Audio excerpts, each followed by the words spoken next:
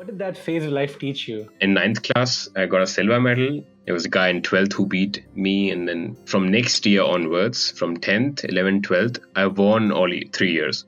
So I was like school champion for 3 years. I got like 3 years gold medal in badminton. So it was really inspiring because like many times in those tournaments, I was like almost losing it, or I almost lost the match. So if you lose one match, you're out of the tournament. So it's like a knockout matches.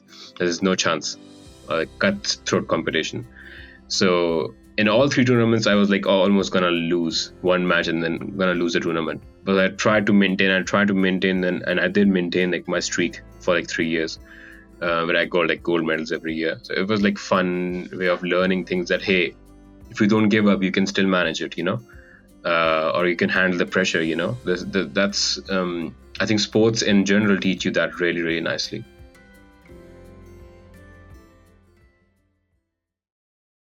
Hey Prateek, how's it going? It's going nice, Prateek. How are you? Doing good. Thank you. I think this might be a bit of weird Prateek. Yeah, sort Prateek of. and Prateek conversation. Right. But anyway, let's get this show on the road. For people who don't know you, feel free to introduce yourself, mention some things that you like or dislike about life or about any other things that you're interested in, future aspirations, the whole spiel. But everything you're comfortable sharing. Yeah, so my name is Prateek Kalra, not Prateek Shetty, and I live in Right. Germany. I'm doing my bachelor's right now in computer science from University of Hamburg, also applied to University of Hamburg. And yeah, that's pretty much my life right now because it's hectic with university. And I'm doing also like IT jobs as a student. So yeah, that's real life right now. Gotcha. What part of India are you from originally? So I'm originally from UP, Uttar Pradesh, but like I was born in Jhansi, and then I moved places because my dad is a railway officer, so like transfers and stuff. So we were in Jhansi, like, and then we moved to Kanpur, then Prayagraj, and then I also spent a lot of time in Delhi because like my relatives lived there, and Gurgaon. Spent a lot of time. So yeah, like basically North India, but I actually lived a lot in Uttar Pradesh. Gotcha. And you moved to Germany about 3 years back, 4 years back, you Yeah, mentioned? 3.5, yeah. 3.5 years. Gotcha. What's that experience been like in terms of the culture of Germany versus the culture that you were brought up with and stuff? It was a cultural shock, I would say, to some extent, definitely. Like people are really Sure. They have like different traits. Like sometimes they are like really free giving. They don't care a lot. Sometimes they care a lot. You don't know. Like I was in gym and I went in the men's washrooms, like men's changing room, not washroom, changing rooms, and they all were naked inside. And I was like, okay, I welcome Germany. This is really new. and I was like, they don't give a fuck about anything. They just get naked whenever they want. And I'm like, okay, that's weird. And then I went to like street crossing, like we cross roads and stuff. So in India, it's like not that much of a fuss, right? You just show your hand and you're like, okay. And we have understanding. We just see each other. We are like, okay, no stress, go. They get like tickets. Police give them tickets for that. They're like, you just did that, you pay like 2,000 rupees or 3,000 rupees fine on the spot. You have to, otherwise they will not let you go. So they are really letting it go at some extent, and some they are like not letting it go. So yeah, it was like a shock, definitely. And it's a myth that people don't understand English here. They do understand English. I mean, youth is here and they understand English, so like it's not like you will die if you don't know German. But yeah, I mean, German is important. That's how is Germany. But I was lucky enough to get a nice place because like I directly came to Student Wohnheim, which is like a student hostel. So you get rooms for like really cheap price as a student. It's a government university. And my floor was also nice because I had like so many friends there, and we just like chatted and hanged out a lot. So it helped me, to like the first phase is always vulnerable phase. So it helped me to like grow out of it and then, make my life here. Awesome. What are some things that you like about Germany, and what are some things that you maybe don't like as much about Germany? I mean, so the first thing I would say is like a very practical thing. It's like a work-life balance thing. Because like I Mm. have cousins working in India and they don't like it. They're like, okay, man, this is so like I don't know, hectic or something, or like they get issues from bosses and stuff. And Germany is like very chill. It's really very chill. I mean, you work like in a chill environment. It's not like deadlines are killing you or something. And even if you like, I mean, they have like that work ethic. Like when they work, then they just work. But they're like, okay, when the work is done, okay. After I don't know 6 or like after 5 in the evening, it's fine. You can just go home and no one will bother you. No emails or like nothing such sort. And yeah, work culture is very nice here. I think it's really really nice. Second, I like the cafes here. That's that's not a big point, but I really like the cafes there. It's really nice. They made it really really nice. Are you like a coffee drinker or something, or do you I'm a just coffee enjoy like drinker. the I'm a vibe? big coffee drinker. No. I am a big coffee drinker. So I try coffees a lot. Mm. That's one of the reasons I like coffee. Like I like the cafes because the coffees are so good here. I mean, Mm. I love them. When I'm in India, I'm like missing them because I'm like, okay, I have to go back and try the coffee, like different coffees because they have like such a variety of coffees and breads especially. So cafes Mm-hmm. are actually awesome here. Mm. Awesome. Oh, some things that you don't like? In Germany, Mm. I don't have my parents here. That's the biggest suck of my Right. life right now. Mm. mm, yeah, I don't have my parents, my brother. They're all there in India back, so that's a big miss. Um, and sometimes I just want to speak Hindi. It's fun to just speak Hindi. So I have Sure. Indian friends here, but I cannot talk to them 24/7, right? So Sure. that's also a big miss, I would say. Mm. Yeah. Otherwise, I think it's been nice being here. I've learned a lot of Mm. stuff. I have gained a lot of skills and stuff, and I find like so personally, I don't have any idea how is the education system in India. They call it system because I just did 12th and I came here. Um, but I think it's nice here because you get a lot of practical knowledge here. Like I study in like applied university, so it's like a lot of practical stuff, and it's personally I find it's the best way to learn things. Awesome. Yeah, I can relate to you on that front about not necessarily knowing how the education system back home is at the moment, because same thing Yeah, with me too. I moved here after I finished up with 12th. So I know generally from talking to people and like experiencing a bit of it up to the 12th grade. But after that, it's sort of all in the air. I only know from talking yeah, to people about it, not so much from personal yeah. experience. So you mentioned coffee. I'm curious to know, how would you compare Indian coffee to the coffees that you've tried in Germany? Like, what is it that separates the coffee you've tried in Germany? Hmm. I think firstly, Indian coffees for me were just Nescafe. So firstly, Hmm. because I I think I told you I came here after 12th, right? So Right. until I was like living in Prayagraj, just like UP. So like the cafes are not really famous in UP, I guess, or Right.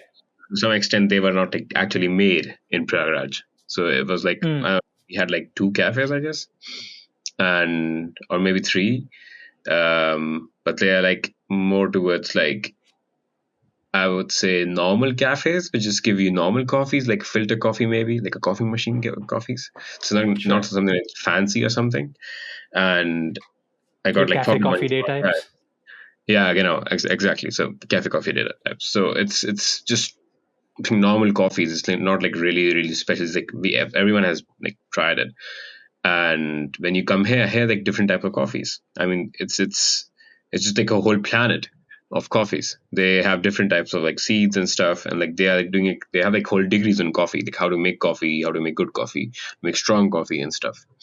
So yeah, like I think that separates it because like I think in Europe it's a coffee culture, right? I think it started Yeah. from here itself. So that's why they are like um really really famous for this. And so that's what I do. I like try different coffees and I'm like, okay, this is nice, this is nice. But like I don't like like desperately daily go and try coffees. But I Sure. like it. That sometimes I'm like, okay, let's try this one and this one. Like I just like do it unknowingly. and yeah, so it's fun. Yeah, I think in India it's also nice because like, but I came here, so I just, I don't know a lot about India, like about maybe Gurgaon or Chandigarh. They must have nice places to do like enjoy, right? But I didn't spend my youth there. I'm spending my youth here, so cannot compare so much. Gotcha. Gotcha. Are you like, what's the word I'm looking for? Nerdy in the way of like trying to know what different blends are or where they come from and all that sort of stuff? Or are you just trying it for the taste Um, of it? I don't think so. No, I think Arabica is my favorite blend, like the seeds. Hmm. That's it. I'm not that nerdy about like I'm really nerdy about some stuff, but some stuff I just do for fun. I'm like, okay, this cafe was nice. I'm gonna go like try it again. But some Hmm. cafes are bad, so I'm okay. I'm gonna not go in. So yeah, something like that. Gotcha. What are you nerdy about? Um, I would say right now I'm in the phase of this in I would say finance. I'm really nerdy about finance right now. I'm reading book about finance, like Hmm. how to put your money and where to put your money and stuff. So that's Sure. very. I think that's like a skill everyone should learn, no matter what field you Right. are in. Yeah. So I'm Agreed. trying to be really good at that, Hmm. or at least enough good to like increase my money in terms of recession, to like beat the Sure. recession. Sure. Yeah. So that's the goal right now. So that's what I'm nerdy about. Mm-mm-mm. What are you reading, or whose work are you reading right now? So like basically, I was reading. I think last 6 months, I was trying to read books from Warren Buffett, Hmm. and because like he's like a, I don't know, I would say he's goat of investors, if Right. you say that in that way. So I was like trying to learn from him how he picks stuff, what he picks, like what goes through his mind and stuff. He made like a lot of books about that, and then I was trying to read the soft copy PDF because I don't know where to find books. I just do PDF and I just try to read it whenever I get a little time. I just read them, and it's fun. I mean, it's fun because like a lot of things which he say make sense. But Hmm. not everything would make sense from anyone, but a lot of things which he says it does make sense. What are some things that resonated with you in terms of that, like reading what he had to say? Um, so one of the things which like I took from his like his I think he has like fundamental, like in every book he gives fundamental. So it's like I don't know how many fundamental does that guy have, because it's like hundreds Hmm. of fundamental, and they're basically like everyone has like 10 fundamentals at max, but this guy is like every book he has okay fundamentals, and I'm like okay, more fundamentals. So it's Hmm. tough to pick fundamentals from his books, but the best topic or the best learning which I put like I could get from his books is like, don't buy the stock because it's good. Buy when it's like at the best timing. So if you have like a stock, which is a very good stock, but if you buy it at peak or all time high of that stock, then it's dumb. You rather put money in a stock which is good, fundamentally correct, but it's right now dipping or already dipped, because then from that window you can make more money, or you can get like more juice out of it, rather putting your all money or like your part of money in like a big stock and a big good stock at the all-time high. So the stock picking is important to like, also like timing is important. You cannot time the market, but you can just like see if it's already dipped, then you can just buy at that point. So this is Right. So like a making very smart nice investing learning. investment decisions. Yeah, like this is like one of the things which I like really really like from his books, because he Hmm. say this in every book in some way. Yeah. Yeah. And I wonder if those fundamentals change with his learnings over time, or like phases of life over time. I don't know. I've not read any of his stuff. I mean, I know who he is, of course, but I've not read much of his work. So I'd be curious to know if that has something to do with it, wherein like at different phases of life, Yeah, your fundamentals sort of change and evolve as you grow definitely. older. Yeah. And Yeah. recently I was also reading some Steve Eisman articles. He's also like an investor. Mm-hmm. Steve Eisman, he predicted the Apple growth, which just happened. Like in 1 week, Apple stock went like 15% up, because they are. into AI, because people thought they're not into AI, but they are actually in AI, and they like disclosed in the last developers meet. So the stock went soaring up, like I think 20% or something, or like 15% in 1 week, like, and that's a big jump because Apple is already in a upper trend as a stock, and it was like not going up. It was just like getting in the same channel. It was just like trading in the same channel for like 6 months or something right now, and it just soared up. And Steve Eisman already predicted it. He said it's gonna soar soon because they are into AI, and people don't notice. People just see Nvidia or Google or Amazon, but Apple is also soaring, and right now it's soaring. Mm, mm. Gotcha. Gotcha. Just taking a bit of a tangent in some sense. What made you interested in computer science as like a course of study? Uh, it's more of a so if you do MCQs, right, you reject a lot of stuff, right? You're like, okay, A is not the Yeah. answer, B is not an answer. It's more of a that scenario. So I loved in school time. I was not into studies. I did a lot of stuff, but studies. I did. I played badminton state level and stuff, and then I thought to make career out of badminton, which went horribly bad. So I switched to studies again. I was like, okay, studies it is. I don't know why, but it is. So then in 11th, I got really bad marks. So in 12th, I just focused. I was like, okay, fuck, I have to focus this time. Otherwise, my career would be ruined. I would go in depression. I would kill myself. And then I started studying in 12th, and I did good. In 12th, I got my best percentage of whole school time, which is really crazy because no one does that. And then I was really interested in physics, Mm, maths, and organic chemistry, very specifically, not inorganic, organic chemistry. And I was like, okay, I'm gonna make my life in organic chemistry because like I loved organic chemistry. In my room, if you go in my child, like in my like, I think now the old house. So we were living in a railway quarter because we have like railway houses. Like my father's a railway officer, right? It was like type four, like so you have 4 rooms, so everybody has their own room. So in my room, if you go there, it was like in my walls, it was all organic chemistry, benzene, and then all the reactions happening because it helped me to remember those. sure. And the worst thing is like I scored least marks in chemistry in my boards. So I Mm, studied a lot of chemistry. I loved a lot of chemistry. I got my least. I think I got like 82. That was my least score in mm, chemistry, and I was like, okay, I gave everything, and you gave me 82. It was not a bad score, but it's just my least score in my 12th. sure. Sure. So um so then I was like, okay, I'm gonna do this because first it was my least score.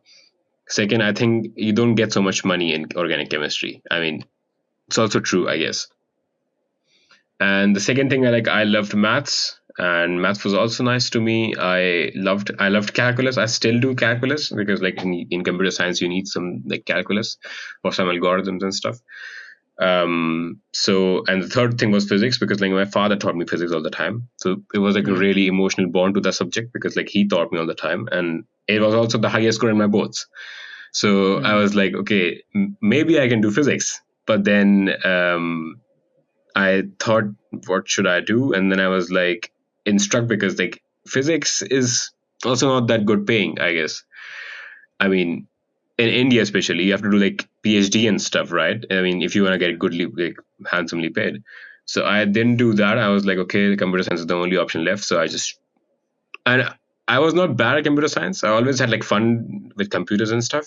And we did like Java in 10th because like the Blue Jay, I don't know if you did it, but it was a starting. It came with Java and BlueJ, and it was fun for me. Like I did that in 10th, and I was like, I was not like really enjoying it, but I was not hating it. I was like, this is much. I can do this. So that's how I switched to computer science. gotcha. Gotcha. Yeah, I did biology in 11th and 12th. So Uh, for me, similarly, it was more like I don't want to do biology. yeah. I'll pick chemistry, and sort of forensic chemistry seemed like the interesting option. So we're Mm. here now.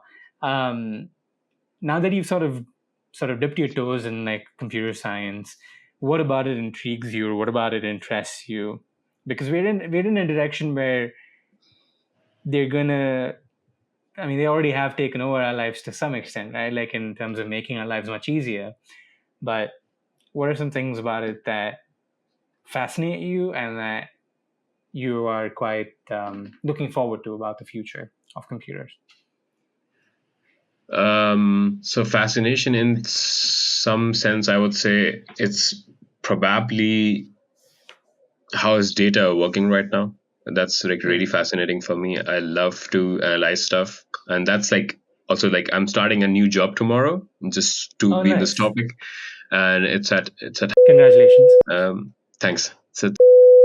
It's a I don't know if you know the firm, but it's like a Hamburg American company.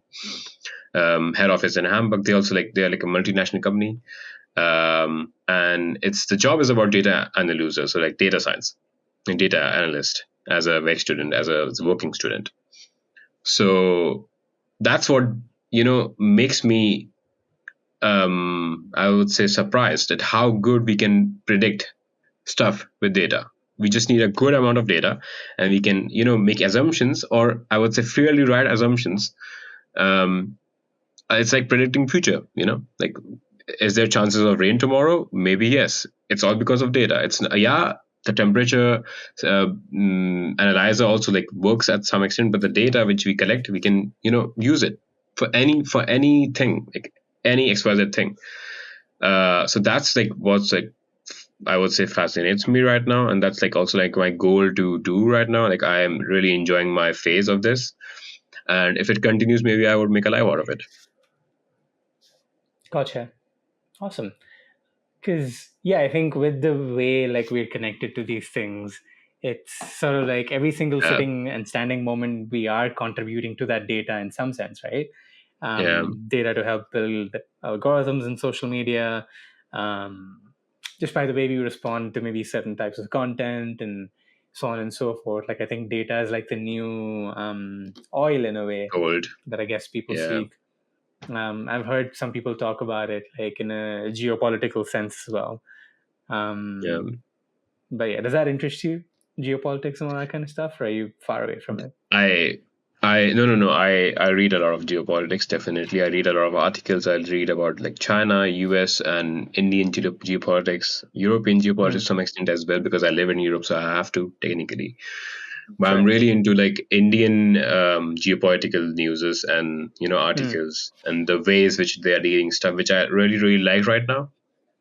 Hmm. I I think it's to some extent it's true that the people or with the Westerners, they are seeing Indians with more reputation and proud because people say it's not true or no, nothing has changed since Modi. But I differ from it. I think it's more Hmm. because I don't know if it's because of Modi, but I think it's more because like our economy is growing fast, which is true, Yeah. which is very very nice because it's not a small thing, it's a big thing to achieve like 7%, 8% every year. It's a big thing, and I respect that because no one did it before Modi. Right. Right. I was kind of going to ask you what fascinates you about the geopolitical scene currently, or not fascinates you, maybe that's not the right word, but what are you sort of paying close attention to? But I'm glad that you mentioned that because I think Yeah, that plays a role in the perception of India around the world, right? yes, definitely. As a growing I mean, country and so on. up so we were not confronting to Westerners in press conference or something, but now, for example, Dr. Jaishankar, he did confront. He was like, no, it doesn't go this way. It has to be Yeah. done in some certain ways. And as an Indian, he's taking, a step to give advantage to India, which is Yeah. that's why he is there. He has to Right. do it. So that's what I like. Like he's doing his job. I think that's the mere award. That's it. That's what we need. Some guy just Right. doing proper job, being at that the stage. Right. Right. Right. I agree because I think the one thing that people tend to point out is um, you're doing this, you're doing that, and if it's affecting so many other people and so on. I think one of those things being India buying oil from Russia after the whole Russia Ukraine debacle, which again is not to say that what's happening is right. I mean, it sucks that people are affected by Yeah, it, but um, definitely.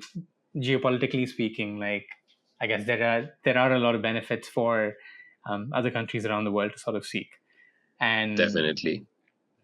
and I think it's funny, right? I think someone made that comment to Dr. J. Shankar, and I can't remember what his specific statement was, but what I remember taking away from that is His every country is in it for itself. Like the US is that way, exactly Europe is that way. his Everybody specific does it for themselves. his specific sentence was very clear, and it was like, so Europe has to come out of mindset that Europe problems are the world problems, and Yes, I the remember this. Indian problems are not the world problems. So like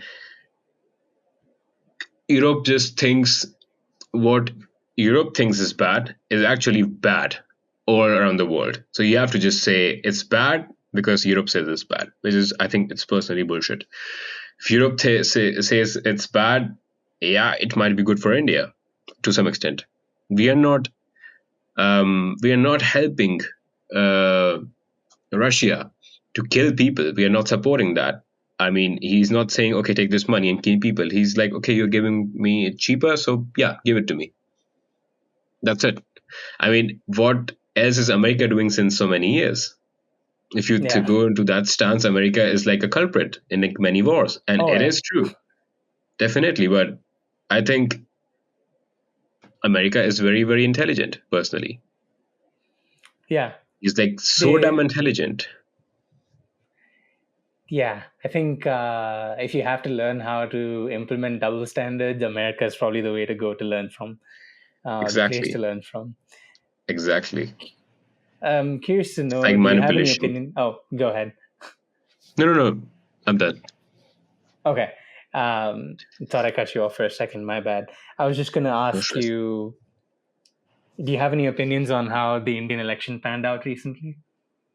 Um, so funny story. I have a little money in my Indian portfolio, Indian stock portfolio, like an Indian market, Hmm. and I don't have so much money because like I invest in mainly like US stocks, Hmm. which is also not that much. As a student, I don't earn so much, so I just like have a little savings and I try to like invest it. So like to learn investing more towards, not like I want to Sure. make a wealth out of it. But in Indian stock market, I had some money. It was like some X amount, and I was very bullish that okay, election are gonna turn up nice, so it's gonna go up. All the money's gonna go up, and it was like all in stocks. It was not in like index fund or like equity. It was not all in stocks. It was not in ETF or Nifty. It was like mainly like just like stocks. And I thought elections might go good or normal, like in BJP will win like 350, 300 or something. And then at like at night just before the result, I was like, what if it doesn't go that way? What will happen then? So like I remember I had like 15 stocks in my basket, and I went and I started to applying stop losses in every stock. Like every stock I applied stop losses, just like, so there's a support and resistance in every like Can you elaborate on that a little further? I'm not quite sure. um so like for example, if a stock is going up, it has a resistance at some level and it has a support at Okay. some level. So like if it's like at 100 rupees right now, the resistance must be at like around 120 and the support must be at 80. So Okay. it's like, so that's the first resistance and first support. So it will go towards 120 and then it will stop at 120 because there's a resistance at 120. And it's you can see that like every indicator will show you that. And there's also support. So it will go to 80, but then it will climb up again from that level. So from the first, like in my all stocks, I applied one stop loss, like every first support. That means if it start dipping, then sell it. That's what I did for stop losses. Mm-hmm. So the election results came out, and my money was like going down hardly because the market was falling like 6% or something on that day. Um, so I didn't expect that. So I applied stop losses. So I was like all out with like my capital. So no profit, no loss, just zero. So all my profit went to like losses because the market was like fucked up. Um, but the thing out of is just like what I learned is like always be cautious. Don't think you know everything because everyone predicted BJP will win, right? All the Yeah. exit polls, everyone. And the funny story, market usually tells you before like 1 week that what is going to happen, and market was like bullish the whole week, which shows that also market thought that BJP is winning. I mean, the big people, like the big investors, they all knew that, and they have always like insider information, which makes sense because like everybody was know BJP is going to win so, like properly, like full majority. So this Yeah. shows two things. First, like in our country, democracy is still maintained because no one knew this is going to happen, and it happened. Yeah. And second is like no one can predict. No one can predict anything with Indian public. I think no one can, say, okay, there's a wave and he's gonna come. It's not true. Right. Right.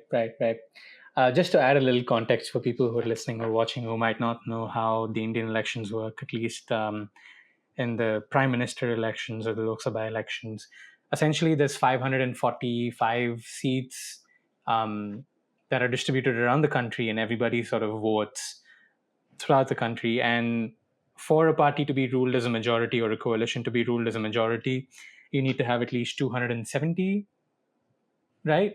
I think it's To 72. 270 for 272 for majority. Yes, there we go. 272 is majority, and BJP by itself, I'll find the numbers and put them up here. I think was at 240 something. I think they Yeah, had BJP was at to 240, right, and and I think as they a had whole to alliance, they were at 292. right. So the coalition itself had to go in as a government, and BJP couldn't build a government by itself. But that is just the context in terms of how that works. Um, I know there was a lot of stuff on social media floating around too about like up ki bar 400 par or whatever it was, Yeah, but I kind of agree with you in that it sort of restores this idea of like democracy still being alive and well exactly. in I India, and that's personally a good find it thing. not that bad. Yeah, I don't find it. I mean, some massive steps or like the big steps would not be taken this time, because it's a coalition government. But I personally think it's fine because BJP government is doing a lot of good things, no doubt yeah, about that. They are like infrastructure definitely getting built up, and you can see that, and GDP is going booming up. Also, nice points, I would say. But for example, a demonetization. Firstly, it was done at a very wrong time. Firstly, secondly, it just it damned the backbone of our finance to some extent. It's yeah, like many. It's not only me. Like I'm nothing in compared to the, like people who are like studying finance. They were like, this is bad, and the top finance of our nation, top economists of our nation, they are saying it's not good, it's bad. That means it was actually bad. I mean, I trust more him than Amit Shah. That if Amit Shah says no, it was good, I trust more these guys because they are like educated, they have degrees and stuff. So none of them liked it. So that means it was something bad, right? So these type of steps would not be taken so immediately. So it's nice they would be in check. Government would be in check, and also no one is going to do like 2G scams because Congress is not in. Congress is famous for scams, so I prefer Modi definitely. No doubt about that because like at least we don't have scams now. Our money is going to like the poor, the needy, or like infrastructure development and stuff. So it's actually nice. So I'm pro BJP, pro Modi in that demand, but I don't want to like have decisions like demonetization in the country. And we just like uh, fucking the poor people. yeah. It's not helpful. Yeah, I think the one thing about politics that I've started to observe more recently is that people have the sense of blind allegiance where they're like, oh, everything that Modi does is right or everything that BJP does is right, No, which I don't agree with personally either. Because, that's again yeah, no. right, I because think they will make mistakes.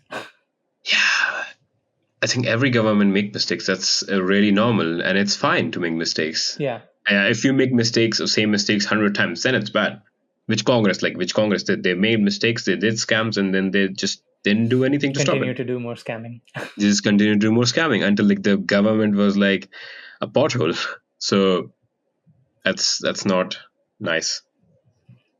Yeah, for sure. I think as citizens of a country, we should be able to like look at the positives and the negatives and sort of talk about both things, right? But I think people Exactly. sometimes lose sight of the fact that they can do that and just sort of Yeah. blindly, Follow. yeah, following the masses Yeah. blindly, I suppose. The thing is, you have to distinguish between a cult and a political party. It's not a cult, it's a political party, right? It's not like a Right. Baba that you have to just follow. It's more of like a political party. You just follow the political party. You just say, okay, this is good, this is bad, that's it. You don't say, okay, he is the, I don't know, some form of like a deity or something. That's not nice. Hmm. Mm-hmm. Yeah. Yeah. Yeah. It's just, I think that happens everywhere around the world, though. It's not just limited to India. I'm sure it happens over here in the US, and I'm sure it happens in Germany as well. I know the German government is a little different in that way. They have a Yeah, I chancellor, think right? it's more like, so the thing is like it's I'm not that invested in German governments because I don't know why, but I just don't like, it's boring, I guess that's why. But Gotcha. it's not like do my juice here. It's not that I'm entertaining here. I think US and India is like really entertaining. But in here is also a coalition government right now. Hmm. I don't know which parties because like I always forget their names. I always learn and I forget them. But young people don't discuss politics here. That's really, Hmm. really uncommon. I've seen that. Old people do politics, like they discuss and stuff, but you would rarely find them complimenting government. You would always find them complaining, always. And that's what Hmm. fascinates me. I'm like, man, you literally have everything in the world. Seriously, I mean, Germany as a country has everything in the world what you need. As a country, it's so special. Like you have like the GDP per capita is so high. It's highest in the world, or one of the highest in the world. GDP is the Germany. I think Germany is like maybe smaller than UP or has like less population as UP, but the GDP is like, I think, still more than India. So I mean, just like unbelievable how much money do they have? They have a lot of money. They have all the social benefits. They have like Krankenversicherung, which is like the insurance, like the health insurance. So you pay like a limited amount and you get like all the things for free. Even your medication is free. You don't have to pay for medication, no matter how much it costs. It can also cost you more than the health insurance per month, but it's fine. It's all free. And still they complain. They're like, no, this is still not the best. This can still be, improved as some. I'm like, okay. uh I'm sometimes like, bro, chill out. You have everything, whatever you need. And they're like, yeah, yeah, it can get better. And I'm like, okay. Yeah, I guess there's a room for criticism to some extent, right? Like, there's nothing wrong with criticism per se, but I think the problem arises is when you don't notice how good you have it. Yeah, Um, because I exactly. mean, don't get me, yeah, and I think some of that is just a lack of perspective, right? And I mean, we're all guilty of that to some extent. I'm not trying to say that I'm good at sort of viewing everything, but generally speaking, though, like I think we lose sight of the fact because we don't know enough.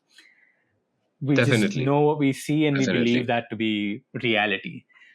Yeah, Um, so I feel like that clouds a lot of the judgment that people tend to have about their own situations and where they might be. So that definitely plays a role in it for sure. Because Germany, I think, in some senses, has also looked at like as the economical powerhouse of Europe, right? Because definitely. um, with a booming, or I don't know if it's booming still, but generally a GDP in the right direction, and so on and so forth, definitely keeps them in a better Yeah, position compared to some other countries in Europe. definitely. No, no, no. I, I'm not that of a travel freak. But I have been to Italy, Spain, at least these two countries for like a good week. So like I explored the country. I know about the stuff, and like I know how things happen in these countries. And I would not prefer to leave India for Spain, for example, or Italy, for example, because um, I don't think so. You would get that many opportunities in comparison. I have not been to France, so I cannot say about France. or Luxembourg, which is also like really nice to live. I have heard about that. Or the Scandinavian countries are also very nice to live. But in terms of opportunity as a computer science guy, I don't think so. I would leave for Spain or Italy at least from India, because I think India has more opportunities. But Germany is next level, because like any company, any five companies, if you take names, right? Like we can do the right now. If you take any five company names, there's at least one German company in there. It's like that. That's so simple, because they are like really powerhouse of manufacturing, or they were to some extent, and that's why they have like so many big firms. Yeah, absolutely, absolutely. Like, I mean, like when you said companies, I'm thinking of Volkswagen, which is Yeah, makes cars and stuff. Um, cars. Yeah, I mean, I don't know why beer was the other thing that came to my mind, but they have a huge beer culture there too, right? But that's a different thing. But yeah, definitely. right, right. What do you usually do for fun? Like, I know we kind of talked about earlier, you tend to socialize a lot and stuff outside of, or when you get the time. But what do you like to do for fun, or what are your hobbies generally?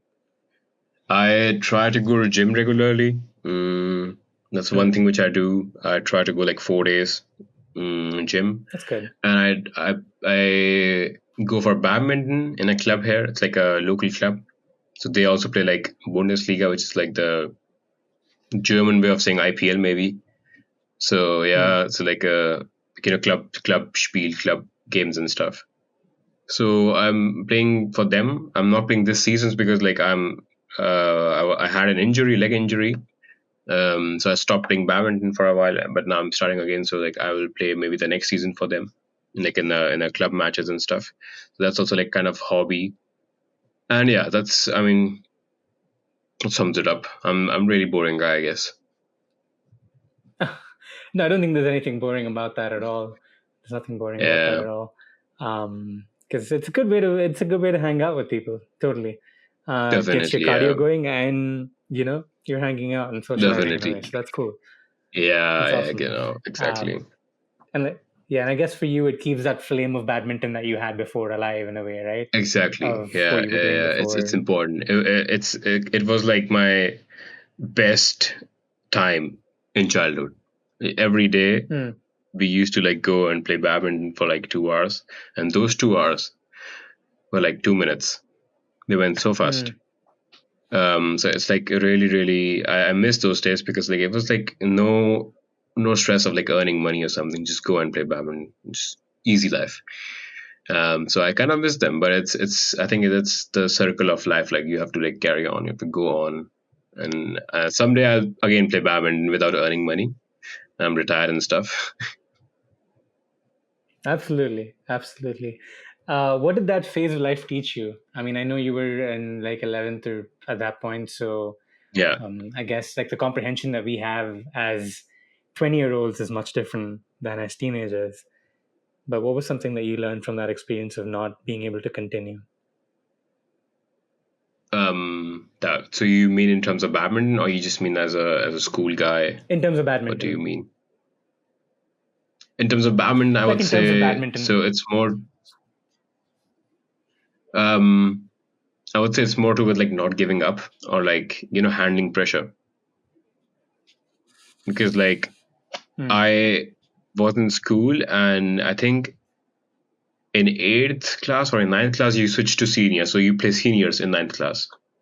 So I was playing senior in ninth class, and I lost the tournament. I didn't win. I got like a silver medal, I guess. So it's like a school tournament. Like every house sends players. I was in gold house, so I'm playing from red house, and like inter house tournament. So I lost in ninth class. I got a silver medal.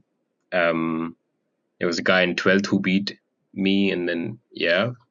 And then from next year onwards, from 10th, 11th, 12th, I won all 3 years. So I was like school champion for 3 years. I got like 3 years gold medal in badminton. So it was really inspiring, because like many times in those tournaments, I was like almost losing it, or I almost lost the match. So if you lose one match, you're out of the tournament. So it's like a knockout matches. There's no chance. Cutthroat competition. So in all three tournaments, I was like almost gonna lose one match and then gonna lose the tournament. But I tried to maintain. And I did maintain like my streak for like 3 years, where I got like gold medals every year. So it was like fun way of learning things that, hey, if you don't give up, you can still manage it, or you can handle the pressure. That's I think sports in general teach you that really, really nicely.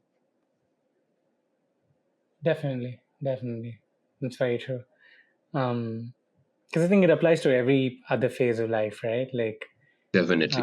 the hardships and learning from it and Yeah. so on. Yeah. Uh, but yeah, to sort of bring this to a close and ask a few closing questions, what does Prateek expect out of his life in the next 5 years? Next 5 years. That's a really interview question, I guess. It's like a really, really stereotypical interview question. What do you expect in 5 years down the line? Or what do you So aspire to be doing at that point? okay. So the thing is, about me, I don't really think about future. I'm more towards like the Okay, present. I'm very, very present guy. I love to be in present. I definitely think about the near future. I'm like thinking about maybe the next year. I'm like, okay. sure. But I have goals like, so I from Elon Musk, I know, okay, get the goals of the next 10 years and then write them down and try to achieve them in 1 year. So this is what Elon Musk say, right? Which is like really, really impractical if you think that way. Okay, I want to buy a house, for example, in 10 years. Now, how can you buy a house in 1 year? You're like broke, for example. Right. But like that's the gist of it. He doesn't want to say that. He just want to say that, okay, the possible goals and then try to achieve them. So I'm more towards that. I'm like, okay, this is the 1 year goals right now, and let's see what happens. So if you ask me right now, so I switched my job recently, because like I told you, like tomorrow is my first day Yeah. of like new job. And so in the old job, I didn't work. Sorry if you're hearing, guys, but I didn't work at your firm. I was just like making projects for the next job. That's what I was doing. And with those projects, I applied to the new job and I got in. So Mm. that would be my current goal, to again start building projects about the next job and then apply for the next job. So that's the current goal for the next 1 year. That's my still planning, like going on, like in my mind. And start my, if I have to also debate about myself and my masters and stuff. So if I want to do masters, also start masters. Mm. Otherwise, gain some nice experience in like good firms. That's it, I guess. Mm. Do you see yourself just essentially spending more time in Germany than potentially going back home? Um, it's so the thing is, it's more towards how India is developing. Sure. It's not like how I want to do that. It's like more to, so the thing is, I have been here since 3.5 years now, and all my work life I have been in Germany. So I have done Right. work only in Germany. And the things I hear about like the work life in India, it's not that nice. We can say that nicely. It's not that nice. Yeah. So I don't know if I can manage now that, like I can switch to the bad work culture thing. But if I don't know, if India gets like to a good path, that the working culture is becoming better. It doesn't have to be like Germany or like the best in the world, but it also doesn't have to be like labors. So if it gets better, definitely I want to switch to India, because I think India is also booming, and India will boom, or India is the next, I would say, successful China, maybe, because China did some mistakes which India can learn and not do them if India is wise, which I think India is to some extent. We can hope. And then we can hope. Yeah, exactly. We can just hope. And there's always a personal bias towards India because we are Indians, but you know anything can happen. It's geopolitical way of doing things. Um, so yeah, that's the thing. I'm not sure, but yeah, if any country, I would say US is also an option, but the crime things in US like sometimes shatter me. I'm like really Mm. scared. I don't know if it's that's bad. That's this a question to you from my side, but yeah. It definitely depends where you stay, for sure. The bigger cities absolutely are going to have a higher crime rate. I think that applies to every part of the world. The bigger the city, the higher the crime rate is going to be. But I do think the one big problem the US has right now is maybe not so much New York or maybe cities on the East Coast, but cities on the West Coast. Again, like some of this maybe I'm not privy to as much, but generally I know like your LAs and San Francisco's have been going downward in terms of um, just Racism. quality of life and so on. Mm. People are moving out of people are moving out of California. Parts of Texas are like becoming new California, if you will. That's been Yeah. happening like around the time of COVID, and I think it still continues to happen in some sense. Um, like I know Musk is, or I don't know if Musk has already done this or not because I don't pay attention to what he does as much. But Yeah. I mean, I know generally, but not in Yeah. detail. I don't know if he has set up a base for Tesla in Austin now, in Austin, Texas. Maybe he has. I'll fact check myself here and put something up in the edits. But yeah, so I think generally speaking, though, like the major cities are going downward in some sense. I think New York will still remain New York. From what Mm. I know. But yeah, I guess that's the sad part because I think like homelessness and all those sort of problems have skyrocketed in California. Yeah. Um, and with that, like taxes have gone up as well. And some of the rules that they have in terms of how robberies can be let go are kind of crazy. Like someone can rob a store Yeah. for a certain amount, and that goes to about some $100. Was it like 700 or 900? I can't remember. But someone could literally walk into a Walgreens, shoplift, and walk away without being arrested, which is quite messed up to think about. Yeah. So yeah, I It's think that's the thing. It's like yeah. Go ahead. everyone has gun, and I don't know. I'm a very peaceful person. I'm like, bro, Right, take all my money, just don't shoot me. right. And to be that in America, I think it's gonna be bad because I don't know. I don't understand the whole culture of giving guns to everyone. Mm, Yeah, I mean, I don't want to sound like I know much of it in depth either, but a lot of it sort of ties down to like the Second Amendment that they have, and that's sort of usually harped on. And I don't think that guns are as prevalent in some of the more liberal cities. Maybe they are, but maybe yeah, not to the extent that they are in some of the other conservative places. But I do feel for sure that some places have very lax gun laws that make it easier for people to buy stuff. yeah, Um, but generally speaking, though, like if you go through the right channels, I know because I've spoken to not a few people, one person who I used to work with a couple of years back, and they were sort of talking to me about how hard or how rigorous the process was. And granted, this is a very state specific procedure, so it might be different in different states. But in the state of Colorado, they were talking about how rigorous the system is and how much they had to go through to be able to get a gun license and so on and so forth. So, yeah, I mean, to think about it from a culture where people don't walk around with guns or yeah, people don't own guns that much. exactly. I guess you could say. Not that people walk Mm, around with guns like it's a wild, wild west sort of situation here. It's not like that. yeah, But um, yeah, I do think that yeah, that's sort of a scary thing to think about for sure as definitely. outsiders. And like as like so we also I also like learned about some incidents in US about the anti-racial comments and stuff. Like the it's not that common, I guess, but like the news is. I don't trust Western media about anything because I think they're like really, really biased when it comes to Mm-hmm. them. So I don't know how real is the news and stuff, but like I have seen Mm. some videos which is like pathetic to see as an Indian, as a brown guy.